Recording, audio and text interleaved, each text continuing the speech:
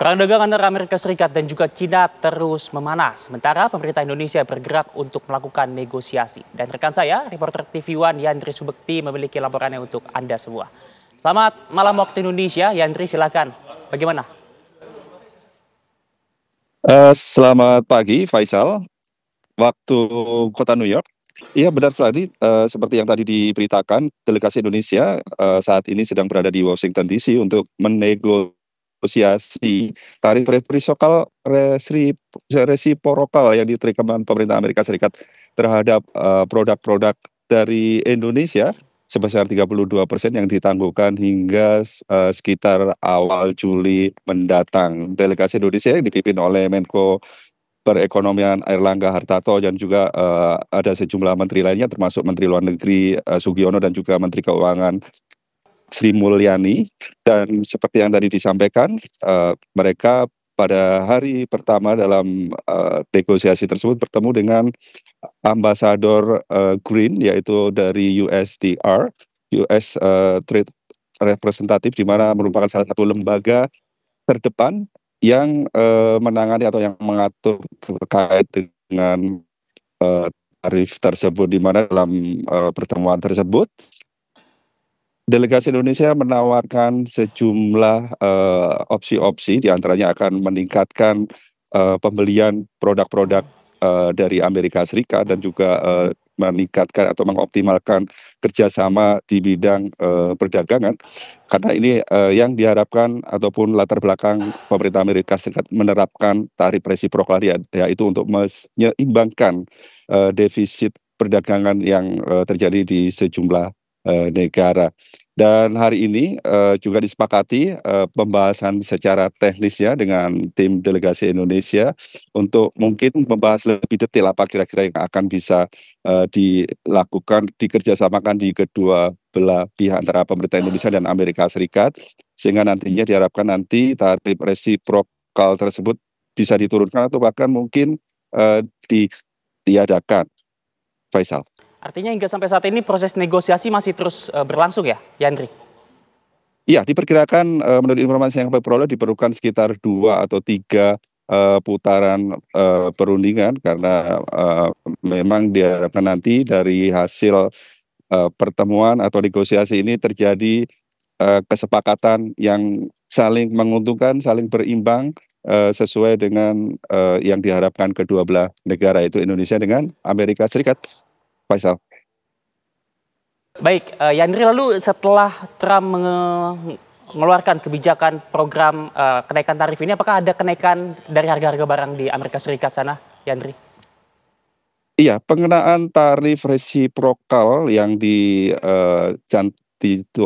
pernah disampaikan Trump pada 2 April lalu dan sudah mulai diberlakukan, namun hanya 10%, sedangkan tarif resiprokal nanti tertunda hingga awal Juli.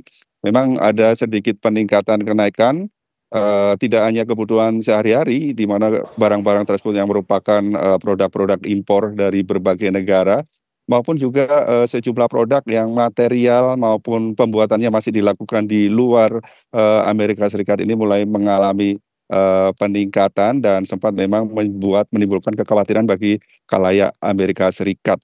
Dan ini mungkin yang juga membuat Trump beberapa waktu yang lalu kembali menyatakan bahwa sebenarnya pemerintah Amerika Serikat tidak ingin ataupun sangat terpaksa menaikkan tarif demi untuk meningkatkan defisit perdagangan di antara negara dan juga menaikkan income pemerintah Amerika Serikat dan juga memicu produk-produk dalam negeri Amerika Serikat. Namun Trump juga akan kembali meninjau apabila dampak tersebut bisa mengakibatkan ketidakmampuan membeli warga Amerika Serikat terhadap produk-produk yang terdampak. Namun demikian, seperti yang disampaikan, hal ini juga sepenuhnya tergantung dari negara-negara yang diberikan tarif resiprokal, terutama China, yang hingga saat ini masih belum ada niat untuk bernegosiasi, dan ini yang menimbulkan, yang melatar belakangi Trump menaikkan tarif hingga sebesar 145% total dari tarif diperlakukan bagi produk-produk Cina, dan juga Cina membalasnya hingga menaikkan 125%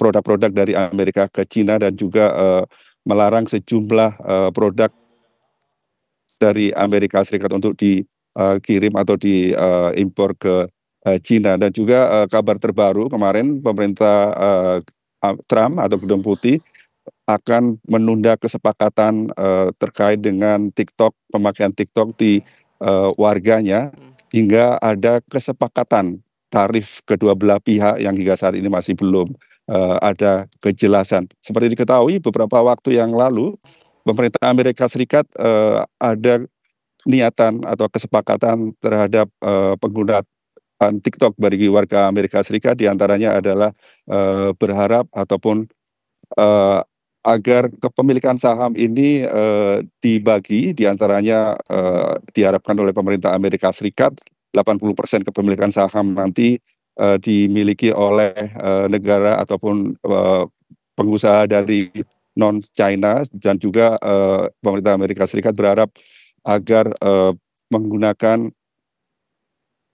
teknologi untuk menyaring ataupun mengawasi data-data pengguna TikTok. Hal ini untuk mengantisipasi keamanan nasional Amerika Serikat, di mana saat ini pengguna TikTok di Amerika Serikat ini Oke. sangat besar sekali. Dan hingga saat ini pun kita tunggu bagaimana kesepakatan nanti bisa diambil Oke. terkait dengan TikTok, tergantung dari Oke. hasil negosiasi tarif antara Amerika Serikat dan Trump yang saat ini masih memanas. Oke, baik. Terima Faisal, kasih kembali ke Yandri studio. Subekti, laporan lengkapnya langsung dari New York, Amerika Serikat. Selamat bertugas kembali, Yandri.